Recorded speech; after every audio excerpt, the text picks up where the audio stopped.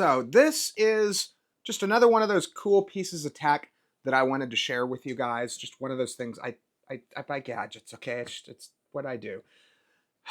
Some people hike mountains that they shouldn't. Some people ride horses. Some people jump out of perfectly good airplanes.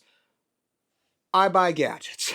Okay. Well, I don't just buy gadgets. I got this on the local market, and I wouldn't have paid what this thing costs. It's a very cool device, and if you saw the title of the ad, absolutely every single person should have one of these.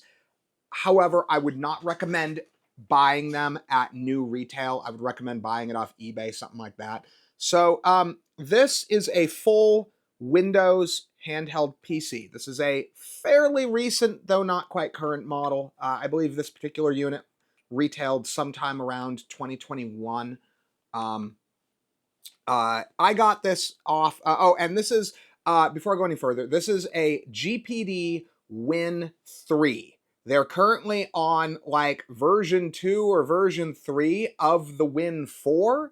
So they did an AMD 6000, a 7000, and now I think they're on the 8000 version. They're mostly the same, but it's a similar design to this, not quite identical, but similar overall view. It's a handheld with a, so this does have a flip up screen. Let's see if I can, with a backlit keyboard. See if you can see that. Oh yeah, you can kind of see how it's backlit. So this particular unit, just for sake of discussion, is fairly top spec for what it is. This particular unit has a some form of low voltage i7. I think it's a 10th gen i7, 16 gigs of RAM, and this particular unit's been upgraded with a 2 terabyte SSD. It's very similar hardware specs, I believe, to a Surface Pro 7. It's just in a different form factor. It does have a touch screen, so you can see that kind of windows popped up there. It has a touch screen, and so these are designed for gaming. So it does have thumbsticks, and it also has back clickies that you can map. I did not buy this as a gaming handheld, and I do not use it as a gaming handheld. And I think these are too expensive. Okay, so for just again, for sake of discussion, I got this on the used market for $350 with the upgraded SSD. The only thing I didn't get was the docking station, which it turned out is very useful to have. And I eventually ended up buying separate, which was kind of expensive, like $100 or something separate. But as a gaming handheld, I think it's too expensive for what you're getting. However, at $350, this becomes an incredibly versatile little tool. So I actually keep this in my camera bag. So this is, again, it's an incredibly versatile tool. It's a full Windows PC. I have Photoshop, Lightroom on it. I could connect it to an external monitor, but what it's primarily for is for my photography stuff. So it's got a micro SD card slot, so I can pop a micro SD out of a full-sized SD adapter and pop it in it.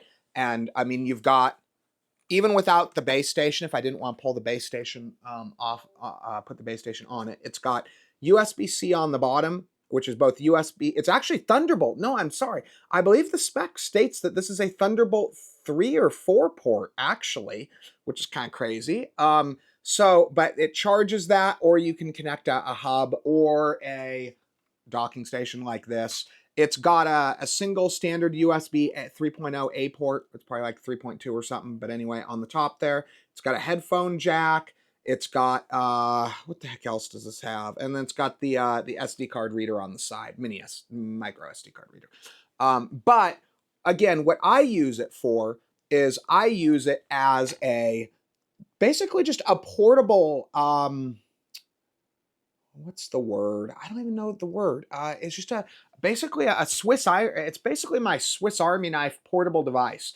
So, I use it for movies, content consumption, watching TV shows, transferring files with my camera, basically a bunch of stuff that I couldn't justify doing if I hadn't bought it on the used market.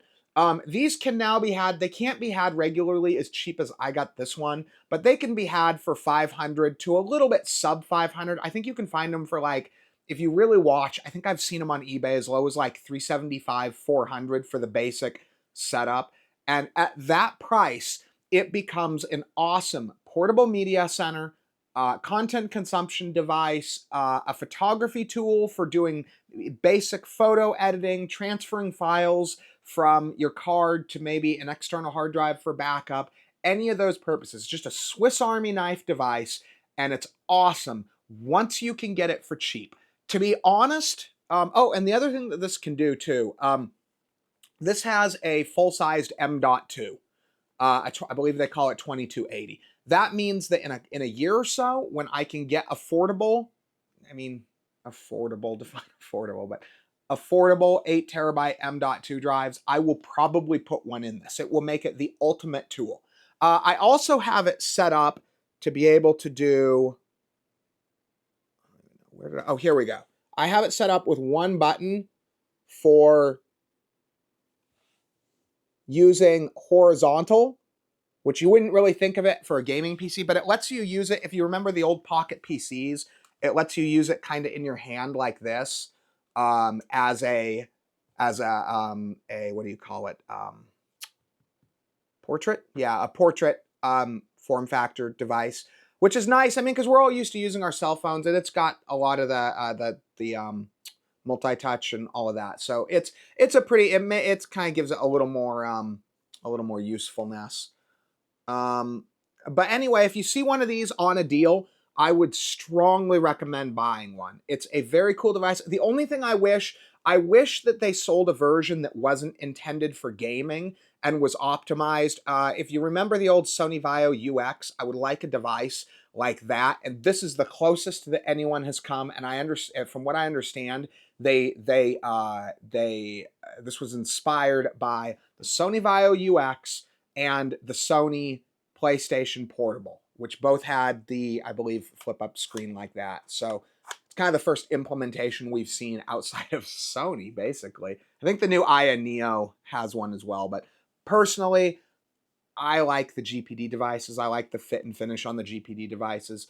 I just don't like that they're a little hard to buy, but that's a different discussion. But anyway, hope you guys find this kind of an interesting look at a tech toy that probably a lot of people either haven't considered or haven't considered what kind of utility the thing could have. So anyway, thanks for watching the video.